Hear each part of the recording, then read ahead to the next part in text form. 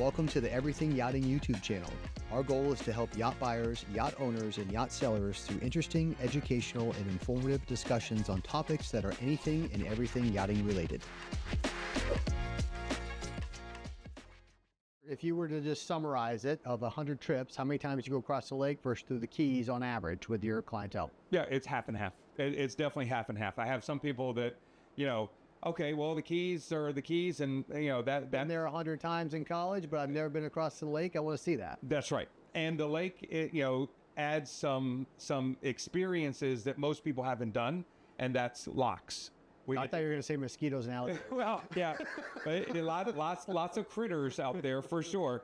But the locks are typically a high point of that trip for people who haven't done it before. Okay. Because they've never transitioned through a lock. They don't know what that's about.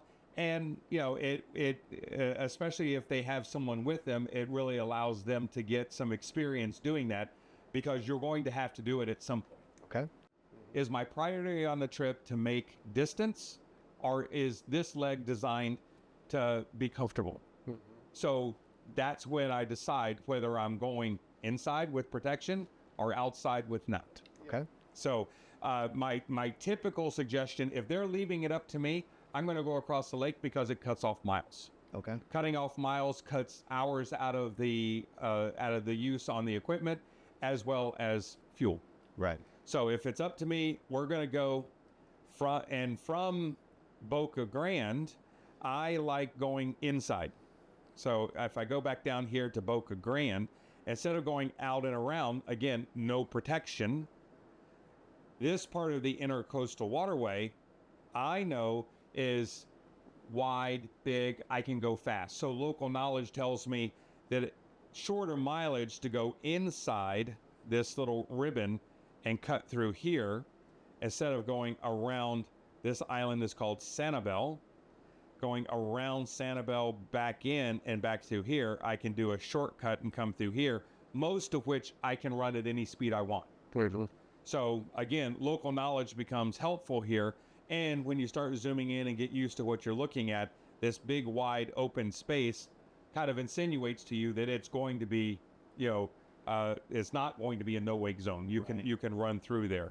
Now, lots of traffic in there on the weekend. Are you trying to do it in a weekday? Or are you not caring about your wake and just rolling by other boaters? Or well, no, for sure I'm responsible for the wake. So, the law tells me that I am responsible for my wake, whether it's a no wake zone or not. I am definitely responsible for it.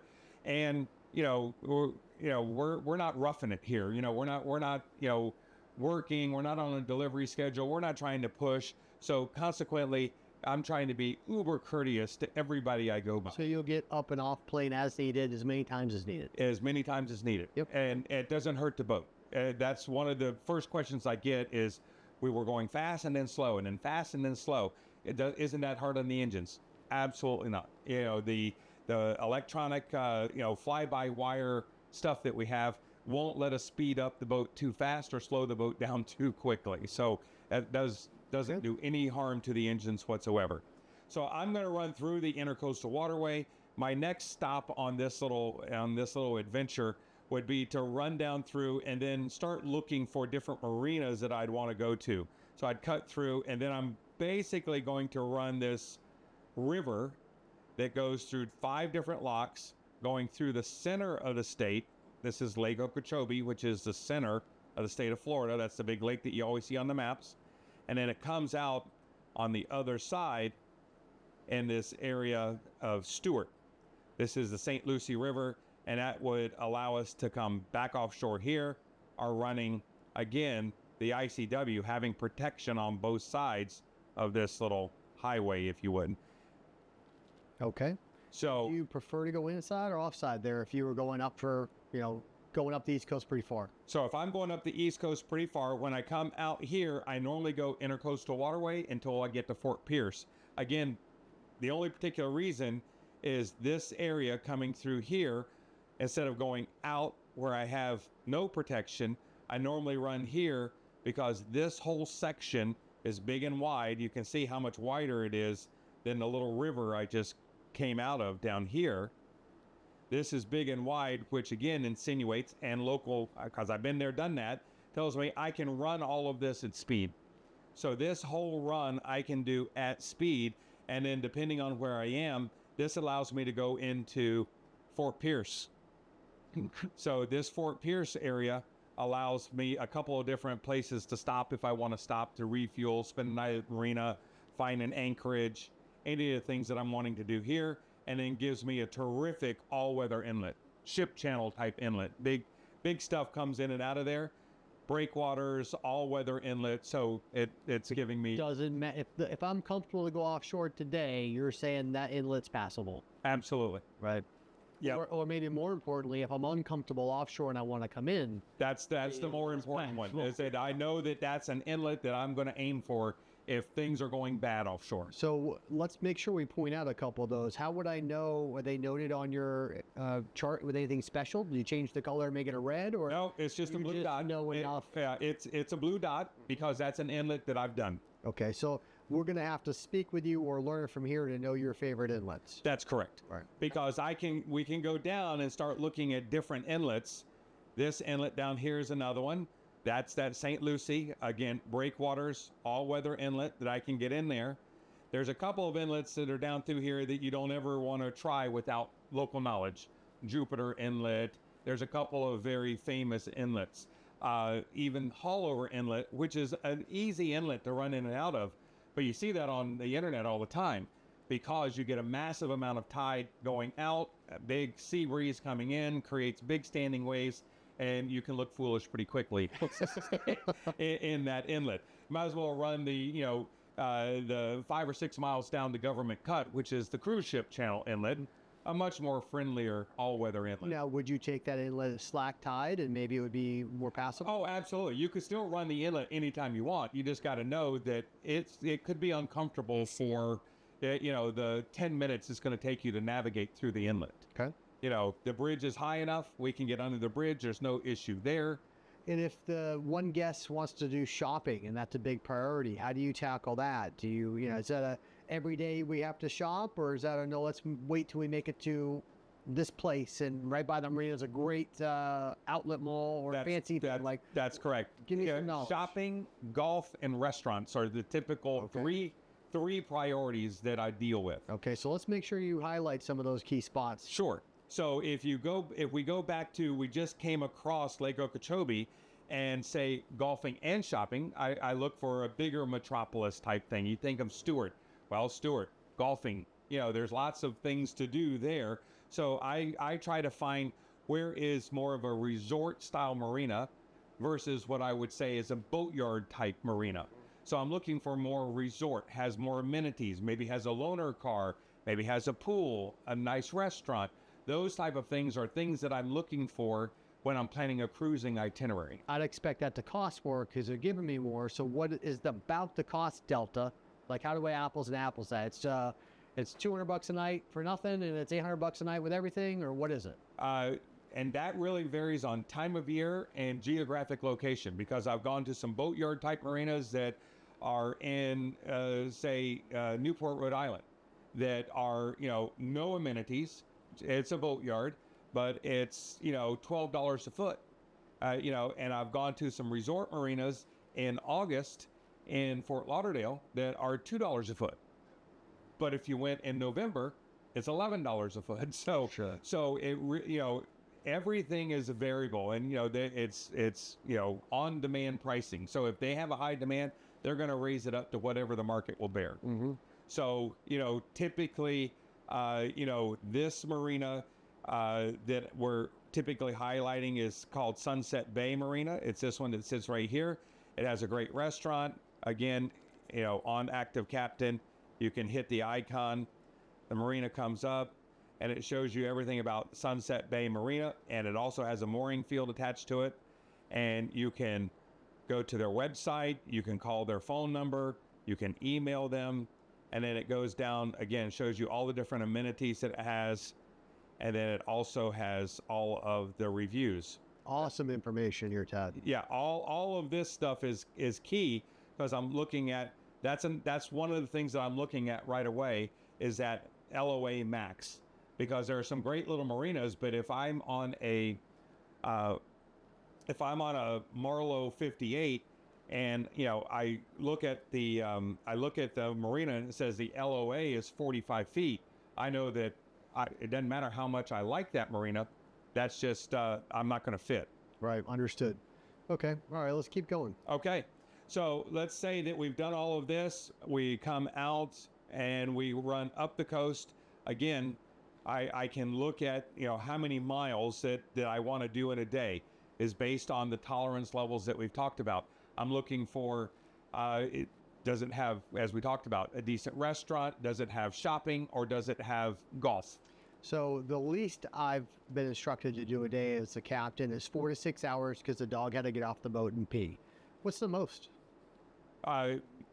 So with owners, we on almost every orientation we do, we at least do one overnight run. Okay, so what does that mean? That means that we leave sometime, whether a dog is involved or not, we'll leave sometime mid-morning, because typically that gives everyone a chance to get up, do their morning routine, have coffee, have breakfast, take the dog for a walk, get the boat ready. We leave mid-morning, and then we cruise overnight until the afternoon of the following day. And how far would that generally be? Is that still in that 120 range or 80 range? Now we're stretching it out a bit further, because if we are averaging somewhere between 9.5 or 10 knots for that entire time, we're looking at closer to 250 miles. So we're looking at a 24-hour period to 36 hours. So now we're looking at a 250-mile day. So we can cover a whole lot of ground by doing that. Of course, the challenge with that is that is typically offshore. So now we've got another couple of factors that we have to weigh in. What are we looking at for weather? What are we, predicting for future weather 24 hours out, which is normally pretty good. We don't have to go through any kind of, exotic measures, weather routing services and that kind of stuff. But it's easy enough for us to plan that far out. Okay. So typically doing that, we can cover a lot of miles. But again, we have to take into consideration what's my least tolerant guest on the boat. Right. Because some people, that type of cruising is not for them, for sure. No way, no how. Yeah, I have friends that whenever they do that, the non-participants will rent a car, go get a hotel, and meet them at the port that they're getting to. Absolutely. Where the people that want to fish and see the moon offshore and they're okay with what weather gives them, they stay on the boat. That's absolutely correct. I have had many times where the least tolerant group of guests will get off the boat, because the more tolerant guests want to go for the roller coaster ride, even though that roller coaster ride is going to be 8 hours, but they're okay with that. My least tolerant guests, we will do the same thing. I've had many times where they will rent a car and drive to the next port, even if I'm going to be there in 6 or 7 hours.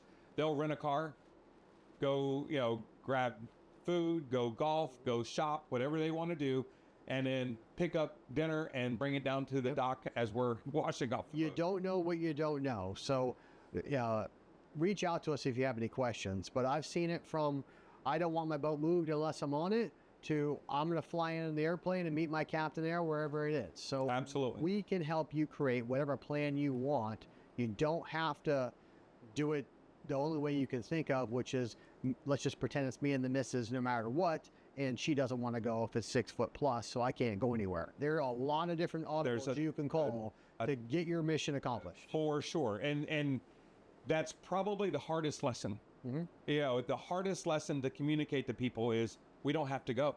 Yeah, we can stay. It's okay. Or there's options. No, we have to get the boat to the best prime rib sandwich by this particular date. I got it. Mm-hmm. But that doesn't mean that you have to be uncomfortable. Right. We have options. There's always options, and there's, we can tailor this to make sure. And that's really the goal of any captain, any team that's working with you and trying to make sure that you have an enjoyable experience. You need to reach out, because there's probably something you haven't thought of, right, that we can try to provide for you. And that's really what this whole itinerary planning aspect is trying to get past the fear of the unknown. I'm going someplace that I haven't driven before. I've got this, great new asset that, I'm loving and having a good time with, and I don't want to dent it. I don't want to scratch it. I don't want to hurt it, and I don't want to take it to any place that I'm not comfortable with.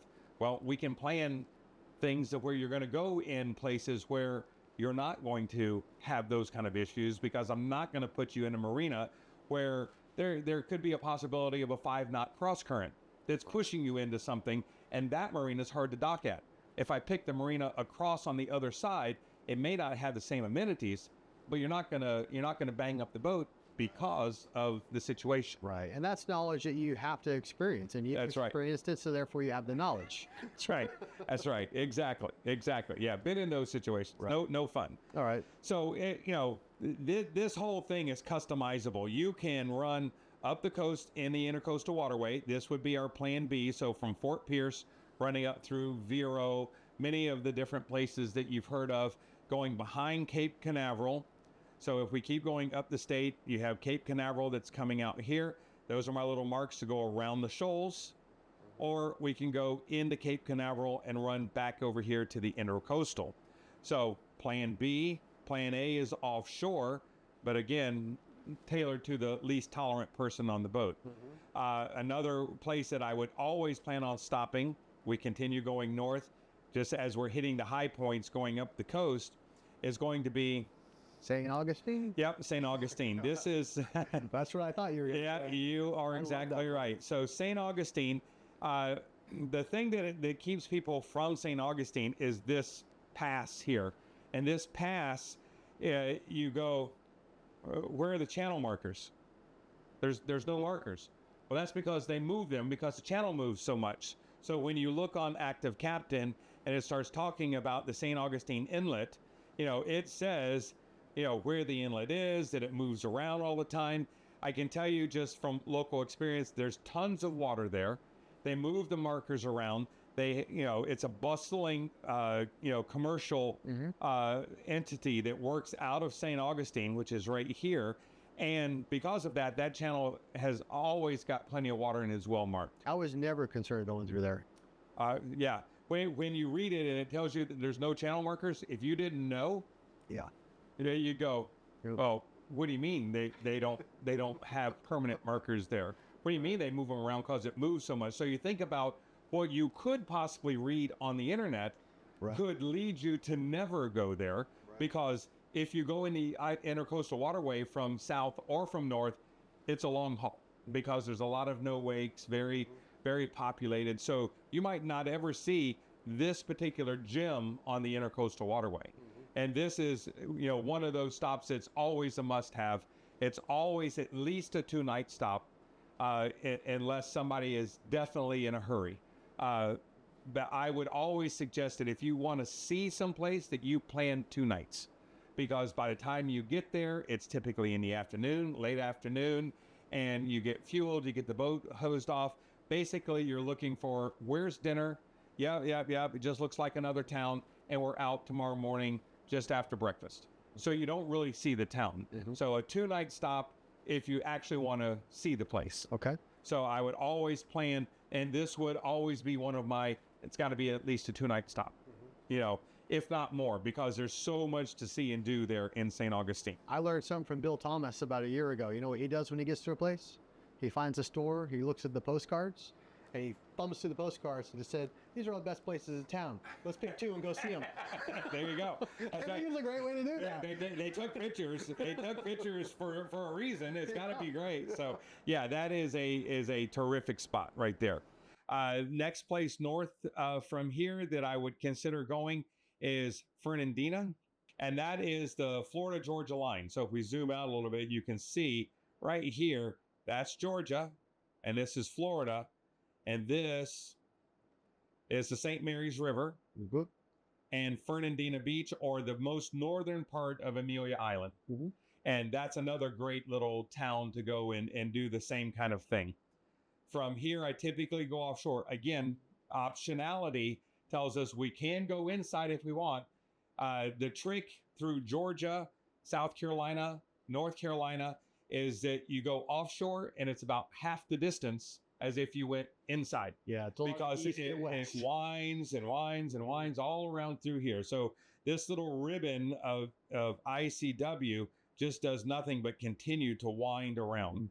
So it literally ends up being almost half, shorter Yeah. if you go offshore, as well as when you have the overall look of how the coast scallops in here, going from here to here or here to here is a lot shorter doing a straight line Right. versus going inside. Right. So then again, the same thing, I've got little dots where, okay, good places to go in. So that's my ABCs again, because even if I'm planning an offshore run and the weather looks good, everything looks good, I also want to make myself aware of where are my bailouts? Where can I go in? Because if I have a mechanical, if I've got some kind of, somebody's not feeling well, the least tolerant person is not having a good time, I want to have bailouts along the way. So that's my C plan, if you would. Okay. How I can go in or where I can go in. My next favorite stop is Charleston. So this is definitely a 2, if not 3 night stop. The standing joke of delivery captains is if you're going to break down, make sure you break down here. Because if you're going to get stuck somewhere, you'd rather spend more time here. And this is all of downtown Charleston. There's a ton of different marinas that are around here. Everyone's favorite is called the Safe Harbor Charleston City Marina, which is this marina through here. It's a huge, massive marina. This is great. There's lots of yacht candy and all of that kind of stuff that's there on that particular dock. So it's just a great place to be. Safe Harbor has a great operation that they run there. Lots of facilities, lots of vendors, getting your boat washed and cleaned, and divers or mechanical, any of that kind of stuff. Awesome advice. Yeah, lots of shopping there, lots of, grocery stores that are right there. What are if I just said, tell me 2 more of your favorite places just like that, what would they be? Just like Charleston? Yeah. So if I had to pick the 2, I'd go Newport. Okay. And then the next one that I would typically do is Lauderdale. Okay. Lauderdale or Newport Island. Yeah, if I went Lauderdale, Charleston, and Newport. Okay. Because you can get anything fixed in Fort anything Lauderdale. fixed, anything done. Yeah. And easy access to anything you want, whether that be shopping, golf, Everything food. yachting. Yeah, There. everything. Yeah, it's the yachting capital of the world. So Okay. if I need to get something done mechanically, that's my. Oh, okay. We need to go there because if it was made, it was somebody is a representative of them there. So you made a marina recommendation. How about a dinner recommendation and a shopping recommendation in that town? What are your Okay. favorites? So there is a dinner reservation there. There's that town is a foodie town, so you can go anywhere. There's a restaurant called Snob, which stands for slightly north of Broad. Okay. And that restaurant is terrific. Magnolias is another one. Like I said, there's a ton. Husk is Did another you one. find them with an app or just through experience? Yes. Yes would be the answer of that. If you look on, whether that's Open Table or Resi, we typically look and you can get a lot of different information through that. The internet has made that a whole lot simpler. But I've had different clients over the years go, oh, I've heard about this place or that place. So you go and try it out and you go, that was Rockstar. That was terrific. So we definitely want to go there. Okay. As I said, Charleston is a terrific stopover just because of all the different types of facilities that you can access there. All right. Let's It's the other one. The other thing to try to keep in mind is up and down the coast is where you're close to an airport, because you typically have crew changes along this trip. More people, yeah. People flying in, people flying out, whether they're crew changes or not. Maybe it's maybe you guys stay there the whole time, but I've got one set of kids flying in at this place. Where can I have them get off and the next crew get on, where it's not a 2-hour ride to get to an airport, because some of these places are a long ways away from a decent airport. This is one that happens to be that. Fernandina Beach or, that north end of Amelia Island, very close to the Jacksonville airport.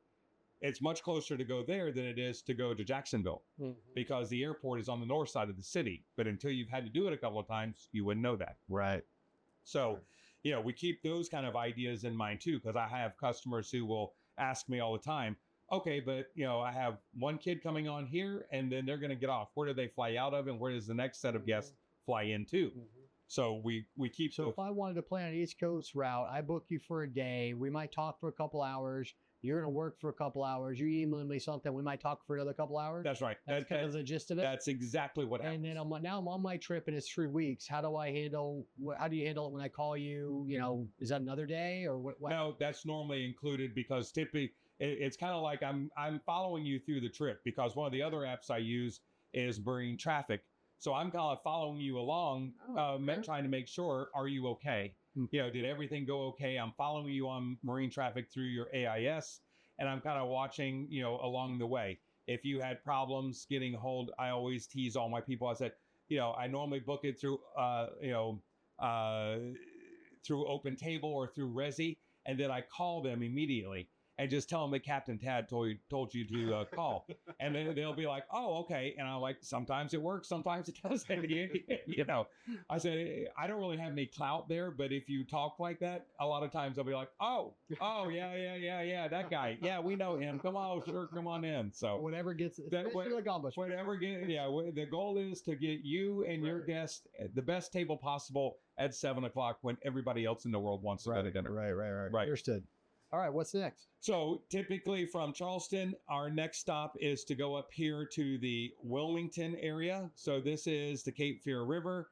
And if I am going north, I go, so some people don't like this, but I take this shortcut. So no matter whether I'm on a delivery or not, I am always cutting the corner, is what they call it, is I go in the Cape Fear River, which is right down here at the mouth. I come up the Cape Fear River. I come across this cut here. It's called Snow's Cut. Everybody gets a little nervous there because it's very narrow but deep. So I can cut across here, back into the Intracoastal Waterway, and I come out at this other blue dot, which is another all-weather inlet called Masonboro, which is just south of Wrightsville Beach, which is the beach community of Wilmington, which sits over here. So I normally, when I'm going north, I'll run all the way up and stop here. When I'm going south, I come in here, run all the way south, out the Cape Fear River, and I stop in Southport, right here, at this Morningstar Marina, or out here at Bald Head Island. Okay. So, again, it's very trip dependent. Do I have clients or guests on board that want more nature, less amenities? They want the beach. They want lots of open expanses to go hang out at the beach. This is stunning. Absolutely beautiful. Kind of would remind you of Exumas with the, big white sand beaches. Or if you want more shopping, more people to see, more restaurants, I take you to Southport. Okay. So again, very trip specific between, the clients that are on the boat, the guests that are there. Wrightsville Beach, same kind of thing. Bustling beach community, great fuel and restaurant at, very popular restaurant, beachside, waterside restaurant, sits in the marina, great food, a great stop to be able to now have my jumping off spot going there. How's the current there? Current is not bad at all there. Okay. That is not a, oh my gosh, kind of place. They have so many little islands and stuff that it doesn't create a huge amount of current coming. Where would be some of my gosh current spots? Palm Beach. So if you are, Palm Beach has a massive ship channel, and there's a marina that's out on the end that is Rockstar, Sailfish Marina. Great place to go, but the current is massive. 3.5, 4 knots, easy, and you can. It's tight. It's tight. Palm Beach Marina that is also there. That can get kind of snappy. There is a Yacht Haven Grand Marina that's in Miami that's right by where the Miami Boat Show is. That can be intriguing coming in through there. So there are places where there is a significant amount of current that you're going to have to deal with. Charleston has some current that can get in that river. The nice thing about Charleston is that the fairways are big and wide, and you can get sideways without hitting anything. In Palm Beach, in the Palm Harbor Marina, you cannot get sideways. You have to be, the right way for sure. Okay. So all of those things, kind of come into play. And how do you talk through that? I just bought this boat. I've run a 50 footer before. Would you offer me extra training for Absolutely, yeah, those types of areas? yeah, absolutely. So typically, we would set you up in a place where there's current, not necessarily with docks, but I'm setting you up with current, and we get up next to a channel marker, and I have you hold the boat sideways into the current, knowing okay, now let's pretend that you have to dock sideways to that, and what is it going to take to get you there? Are you going to have to use throttle? Can it just be the gears that I'm working with a combination of thrusters to make the boat stay in a particular place? Because now remember, if you move more than 25 feet, you're hitting something if we're in one of those marinas. Right. So it's and it's a lot more fun to practice in the wide open around a floating channel marker than it is big expensive boats around. Right. That gets very scary. Right, for sure, agreed. So you offer that type of service? Oh yeah, for sure. Well, that's a lot of what I end up doing. Typically when boats are being delivered to clients, the team at Marlow will do their initial orientation, and then a lot of times I will come on board to help with as you would an extended orientation, whatever the client needs. It's all very tailored to exactly whatever that person needs, and it doesn't even have to be a brand specific. I do this with a lot of different manufacturers and boat builders to try and help them make sure that the people who are running their boats are at ease. Okay. All right. Are comfortable with it. Let's keep learning. So Wrightsville Beach is here. I now go out Masonboro Inlet, which is right down here, and then from here, again, I can A or B. I can either run the Intercoastal Waterway, or I can run a straight line up here to this next inlet, which is the Beaufort. So you have Beaufort, South Carolina, and Beaufort, North Carolina. They're both spelled identically, but they will correct you and let you know that you said the wrong word, because it's Beaufort, North Carolina, and Beaufort, South Carolina.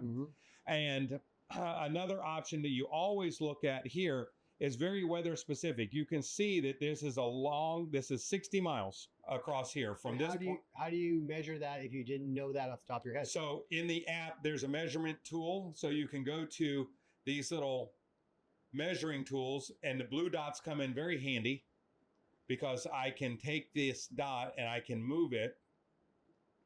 And you can see your 60 miles is right up there. Okay. So you can do that. Now I say this because if the weather is perfect here, then I can run straight across here. But if my least tolerant person on the boat maybe is not going to have any fun, if I have, say, a north wind coming down from here, then maybe I get up next to the beach, and I call this scalloping the coast, right? So I'm running the shoreline so that I can keep the trip as calm as possible for that least tolerant person. If it's really bad, maybe I have a wind coming out of the southwest or southeast, then I may have to decide that I'm going to stay in the Intracoastal Waterway. Okay. And then I go in at the Beaufort Inlet, which is this inlet right here. We'll take our measurement tool off. I can go in here, and there is lots to do here in Beaufort. That's a great stop. And this is Morehead City. They're sister cities. They just sit across the bridge. Do I have to worry about if I have a 10-foot draft, 8-foot draft, 7-foot draft here? I mean, what? So, here, the Intercoastal Waterway starting from Beaufort, North Carolina, is deep. And the reason it's deep is because you have a ton of commercial traffic that comes down from Norfolk, Virginia, and they move traffic through here. So draft is typically not an issue going inside. Boats that have... We talked about Boca Grande. I don't believe I can get in there at a 10-foot draft, right? Boca Grande doesn't have a lot of commercial traffic that goes in there. So the marina itself is small. Typically what it says on the chart is what it is. Okay. So the number that they are printing on these charts when we start zooming in is the number that I'm going with, whether that's 19 feet, 15 feet, whatever number they are printing on the chart, I'm going with that number. Okay. And that number is taken at mean low water. So that's the average of the lowest of the lows. So that's what they're counting. I should have that or better. You should have that or better. So the only time that I ever get antsy about that is if for some reason the tide's going to be lower than expected, or what we would call a negative tide. If I was tight on space, I'm typically then waiting for tide. Do the keels that Marlow has on all their boats give you any additional benefit in this conversation? Oh, for sure. There is no doubt about it that those strut keels help me because it helps me build confidence in the fact that even if I'm going to be going to an area where it's questionable, I can go slow. And if I happen to bump the bottom, so long as I'm going slow, I'm not going to do any damage. You know, that they are load bearing, which means that I'm not worried about something cracking or breaking. And so long as I'm not going so fast that I end up wrapping something into the propeller, being it a rock or something like that, I've done no damage. Okay. So bumping along. We used to tease David Marlow all the time when we would take boats to the Exumas that they needed to put Tonka wheels on those so that we could back up to the beach. Because typically we would back a Marlow, we'd drop an anchor off the bow and back up to the beach until the strut keels hit the sand.